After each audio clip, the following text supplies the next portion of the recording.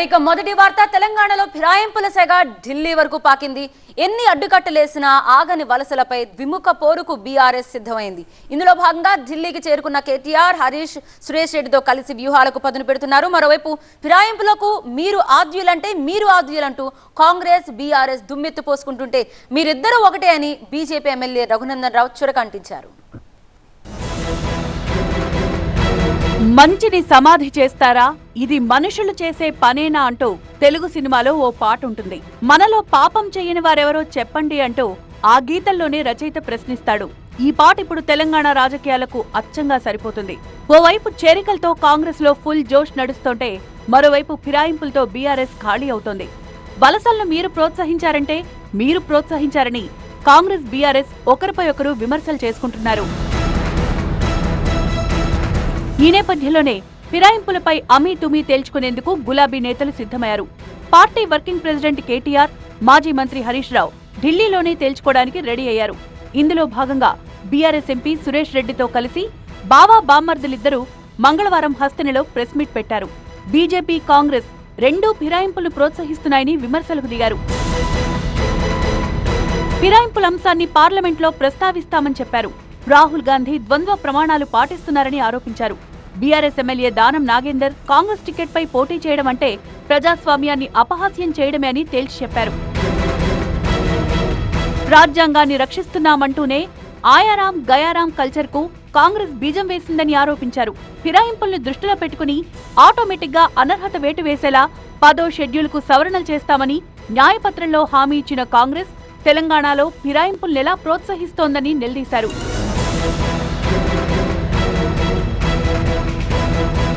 ఇస్తామన్న 6 గ్యారంటీలను గాలికొదిలేసి తమ పార్టీకి చెందిన 6 ఎమ్మెల్యేలు, 6 ఎమ్మెల్సీలను కాంగ్రెస్ పార్టీ చేర్చుకుందని విమర్శించారు.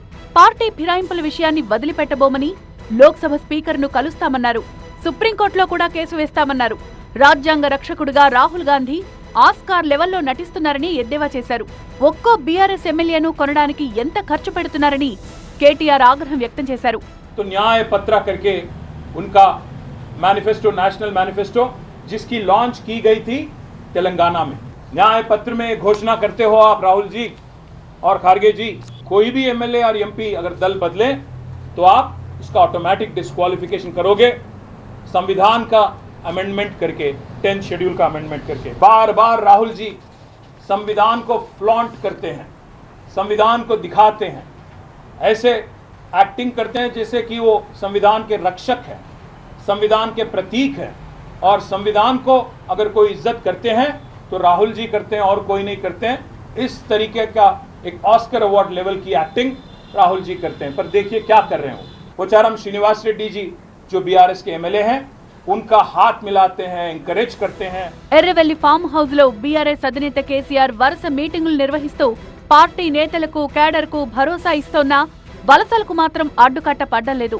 ఇటీవల రాత్రికి రాత్రి 6 మంది ఎమ్మెల్సీలు బీఆర్ఎస్ గోడదూకి కాంగ్రెస్ కాంపౌండ్ లోకి జంప్ చేశారు. మహబూబ్ నగర్ జిల్లాకు చెందిన మరో ఎమ్మెల్సీ సోమవారం సీఎం రేవంత్ ను కలిసి వెళ్లారు. ఆయనతో పాటు ఆయన అనుచరుడైన అలంపూర్ ఎమ్మెల్యే విజయుడు కూడా పార్టీ మారతారన్న ప్రచారం జోరుగా సాగుతోంది. వీళ్లే కాక మరెంతో మంది కాంగ్రెస్ లో చేరడానికి సిద్ధంగా ఉన్నట్టు సమాచారం. కాంగ్రెస్ లోని కొంతమంది మంత్రులు వారితో మాటామంతి నెరుపుతున్నట్లు తెలిసింది. ఈ నేపథ్యంలో ఇక వలసలను ఆపడం కష్టమే అని భావించిన బీఆర్ఎస్ ముఖ్య నేతలు తమ వ్యూహాలకు పదును పెట్టారు. ఢిల్లీ కేంద్రంగా కాంగ్రెస్ పార్టీని బద్నాం చేయాలని ప్లాన్ చేశారు. బీజేపీ పెద్దల్ని కూడా కలిసి ఫిరాయింపులపై ఫిర్యాదు చేయాలని చూస్తున్నట్టు రాజకీయ వర్గాల్లో చర్చ నడుస్తోంది. కేంద్ర హోంమంత్రి అమిత్ షాతో పాటు పార్టీ ముఖ్య నేత బిఎల్ సంతోష్ తో కూడా కేటీఆర్, హరీష్ భేటీ అయ్యే సూచనలు కనిపిస్తున్నాయి. ఎలాగైనా సరే బీఆర్ఎస్ ను విలీనం కాకుండా చూడాలని గట్టి ప్రయత్నమే చేస్తున్నారు. అందులో భాగంగానే హస్తినలో ప్రెస్ మీట్ పెట్టి కాంగ్రెస్ రాజకీయాలను ఎండగట్టారు. ప్రస్తుతం తెలంగాణలో పార్టీ ఫిరాయింపులంశం పొలిటికల్ హీట్ ఎక్కిస్తోంది. బీఆర్ఎస్, కాంగ్రెస్ నేతల మధ్య మాటల యుద్ధం నడుస్తోంది. ఆపరేషన్ ఆకర్ష్ పేరిట కాంగ్రెస్ బీఆర్ఎస్ ఎమ్మెల్యేలు, ఎమ్మెల్సీలను బుట్టలో వేసుకున్నది. దీన్ని సీరియస్ గా తీసుకున్న బీఆర్ఎస్ ఇప్పుడు రాజ్యాంగ, న్యాయ నిపుణులను సంప్రదిస్తోంది. రాష్ట్రపతి అపాయింట్మెంట్ కూడా కోరినట్టు కేటీఆర్ వెల్లడించారు. ఏఐసీసీ అనుమతితోనే రేవంత్ రెడ్డి ఫిరాయింపులను ప్రోత్సహిస్తున్నారని ఆరోపించారు. Telangana CM gets the node of AICC to induct more BRS MLAs.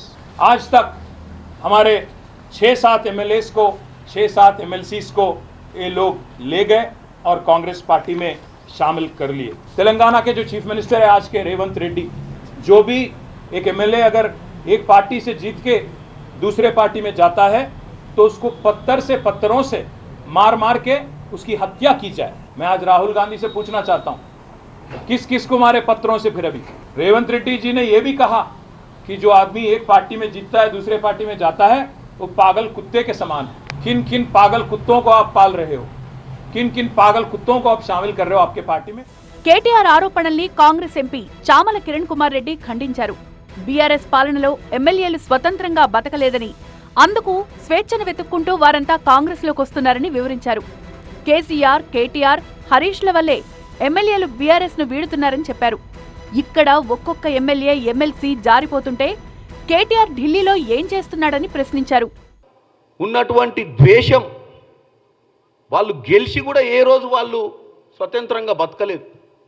మీ కుటుంబ పాలనను నలిగి బతికిరు. ఈరోజు వాళ్ళకు అవకాశం వచ్చింది, తలెత్తుకొని బతకాలన్న ఆలోచనతోటి నియోజకవర్గంలో కూడా కొంతమంది ఎమ్మెల్యేలు 2 సార్లు గెలిచిరు మీ ప్రభుత్వంలో. ఏ రోజు కూడా వాళ్ళు ఒక ఎమ్మెల్యే స్థాయిగా ఉండలే. ఏ రోజు కూడా మీ ఫామ్ హౌస్కి పోవాలన్నా, సెక్రటేరియట్కి పోవాలన్నా, వాళ్ళ బాధలు చెప్పుకోనికి ఏడికి పోవాలన్నా, ముఖ్యమంత్రి ఎక్కడుంటాడో కూడా తెలియని పాలన నుంచి ఒకేసారిగా స్వేచ్ఛ అనే పాలన చూసిన తర్వాత ఈ నాయకులందరూ ఈరోజు స్వచ్ఛందంగా కాంగ్రెస్ పార్టీలకు రావాలనుకుంటారు. కేటీఆర్, హరీష్, సంతోష్ రెడ్డిలకు గల్లీలో ముఖం చెల్లకనే ఢిల్లీలో తిరుగుతున్నారని ఆలేరు ఎమ్మెల్యే, ప్రభుత్వ విప్ బీర్ల ఐలయ్య కామెంట్ చేశారు. బీజేపీతో దోస్తానా కోసం ఢిల్లీ చుట్టూ ప్రదక్షిణలు చేస్తున్నారని ఆరోపించారు. బీజేపీలోకి పార్టీని విలీనం చేయడానికి సిద్ధపడ్డారని, ఇప్పుడు ఏ ముఖం పెట్టుకుని అక్కడ ప్రెస్ మీట్ పెట్టారని ప్రశ్నించారు. ప్రజాపాలన చూసి, సంక్షేమ పథకాలు చూసి వాటిలో భాగస్వాములవ్వాలని కాంగ్రెస్ లో చేరుతున్నారు తప్ప వారేమీ ఫిరాయింపులకు పాల్పడలేదని చెప్పుకొచ్చారు. ప్రజాపాలన గౌరవ ముఖ్యమంత్రి రేవంత్ రెడ్డి గారి పరిపాలన నచ్చి అందులో మేము భాగస్వామ్యం కావాలని చెప్పి ఇవాళ కాంగ్రెస్ పార్టీలో చేరుతున్నారు. ఇది ఫిరాయింపులు కాదు. మీ లెక్క ప్రలోభ పెట్టి, కేసులు పెట్టి, 100 కోట్లు 1000 కోట్ల ఆశ చూపి ఏ ఒక్క ఎమ్మెల్యేని మేము తీసుకోలేదు. ఇవాళ గౌరవ ముఖ్యమంత్రి తెలంగాణలో నిర్వహిస్తున్నటువంటి ఈ ప్రజాపాలన, సంక్షేమ పథకాల అమలు తీరు ఇవాళ రైతులకు పెద్దపీట, మహిళలకు పెద్దపీట, అన్ని వర్గాలను, నిరుద్యోగులను కూడా ఉద్యోగాలు ఇచ్చులు కానీ, మెగా డిఎస్సి కానీ అన్ని శాఖల్లో ఉద్యోగాల భర్తీ మీద ప్రత్యేక శ్రద్ధ పెట్టింది. కాబట్టి ఇవాళ ఉన్నటువంటి ప్రతిపక్ష ఎమ్మెల్యేలు, ఎమ్మెల్సీలు కూడా కాంగ్రెస్ పార్టీలో చేరడానికి వచ్చి చేరుతున్నారు. ఫిరాయింపులపై సత్వర విచారణ జరగాలని, బీఆర్ఎస్ తరపున ఎన్నికల్లో గెలిచిన కొద్ది రోజులకే కాంగ్రెస్ పార్టీలో చేరిన ఎమ్మెల్యేలపై అనర్హత వేటు వేసేలా స్పీకర్ను ఆదేశించాలని కోరుతూ దాఖలైన పిటిషన్లపై విచారణ పూర్తి చేయాలని ఇటీవల బీఆర్ఎస్ హైకోర్టును అభ్యర్థించింది. ఫిరాయింపుదారులపై స్పీకర్ చర్యలు తీసుకునేలా ఆదేశాలివ్వాలని, అలా చేయడం వల్ల మరెవ్వరూ పార్టీలు ఫిరాయించరని పిటిషన్లో పేర్కొన్నారు. స్పీకర్కు ఫిర్యాదు చేసినప్పటికీ ఫలితం లేకపోవడంతో బీఆర్ఎస్ ఎమ్మెల్యేలు పాడి కౌశిక్ రెడ్డి, కేపీ వివేకానంద వేర్వేరుగా పిటిషన్లు దాఖలు చేశారు. వీటిని జస్టిస్ బి విజయసేన్ రెడ్డి సోమవారం విచారించారు. స్పీకర్ తుది నిర్ణయం తీసుకునే వరకు కోర్టులు జోక్యం చేసుకోరాదని 1992లో 5 న్యాయమూర్తుల సుప్రీం ధర్మాసనం చెప్పిన తీర్పును కోట్ చేస్తూ అడ్వకేట్ జనరల్ ఏ సుదర్శన్ రెడ్డి వాదించారు. దీంతో విచారణ ఈ నెల 11కు వాయిదా పడింది. తెలంగాణలో ఇప్పుడు రాజకీయ విశ్లేషణలన్నీ పార్టీ ఫిరాయింపుల చుట్టే తిరుగుతున్నాయి. పార్టీ మారుతున్న ప్రజాప్రతినిధులను బీఆర్ఎస్ నాయకులు తప్పుపడుతున్నారు. అయితే 2014 నుంచి జరిగిన ఫిరాయింపులన్నింటిపైనా మాట్లాడుంటే బావుండేదని కాంగ్రెస్ వర్గాలు కౌంటర్ ఇస్తున్నాయి. టీడీపీ ఎమ్మెల్యే తలసాని శ్రీనివాస్ యాదవ్, కాంగ్రెస్ ఎమ్మెల్యే సబితా ఇంద్రారెడ్డిలను బీఆర్ఎస్ లో చేర్చుకుని మంత్రి పదవులిచ్చిన చరిత్ర ఓసారి గుర్తు చేసుకోవాలంటున్నారు. అప్పుడు మాట్లాడని వారు ఇప్పుడు మాత్రం ఎలా మాట్లాడతారని ప్రశ్నించారు. రేవంత్ ప్రభుత్వం ఇలా ఏర్పడిందో లేదో, ఈ ప్రభుత్వం 6 నెలల్లో కూలిపోతుందని బీఆర్ఎస్ నాయకులు పదే పదే మాట్లాడారు. బీఆర్ఎస్ తో పాటు అప్పట్లో బీజేపీ కూడా ఇదే మాట్లాడడంతో అనుమానాలు పొడచూపాయి. రాష్ట్ర అభివృద్ధి, ప్రజా సంక్షేమంతో పాటు ప్రజలెన్నుకున్న ప్రభుత్వాన్ని కాపాడుకోవడం కూడా అంతే ముఖ్యం ఏ ముఖ్యమంత్రికైనా. ఇది జరగాలంటే ప్రత్యర్థుల ఎత్తులకు పై ఎత్తులు వేయాల్సుంటుంది.